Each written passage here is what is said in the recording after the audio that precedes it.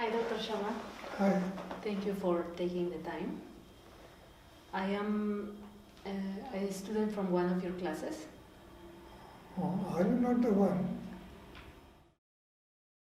who said that if I could give an extension of 1 week to the class on the assignment,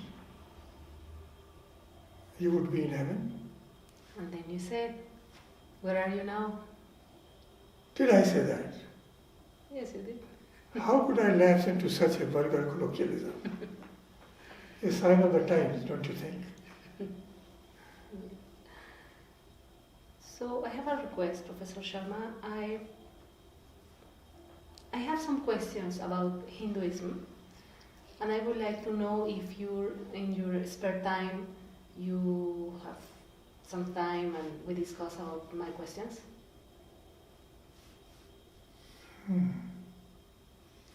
I have an idea. I know someone who is very good at tape recording such conversations. And as you know, in the modern world, if it did not happen on the screen, it didn't happen. You told us in one class that there are different ways of studying religion, such as historically, phenomenologically, sociologically, and psychologically. Which method you would use? Well, that's a good question. I incline towards the phenomenological. But before we get into that, I think we have to discuss how the English language works. It is neither your mother tongue nor mine. So it would be good to become familiar with the way that language works. Now, when you say to a person in English, as you know, you say this when you know or you are pretty sure that the other person does not know. And if you tell him, or if you begin by saying, as you doubtless know, this usually means that you are absolutely sure that the other person does not know. So Vanessa, as you know, I am holding the Burke's chair for comparative religion in our School of Religious Studies. And as you doubtless know,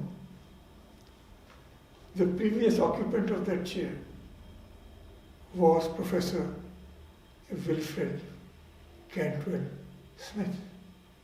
Yes.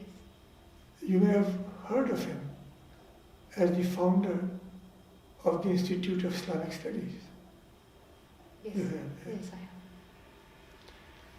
So Professor Smith laid down a rule that what you say about a tradition, about a religion, must be acceptable to the person inside the tradition, to the believer, to the insider. Now you might think that gives a veto power to the believer or the insider. That is not the case. What it does is, it gives the insider a vote. After all, we are talking about the insider. What we say has to be acceptable to the insider or the believer. But what the believer or the insider has to tell us, you don't have to accept all the time, in the sense that the person may be mistaken in a matter of historical detail.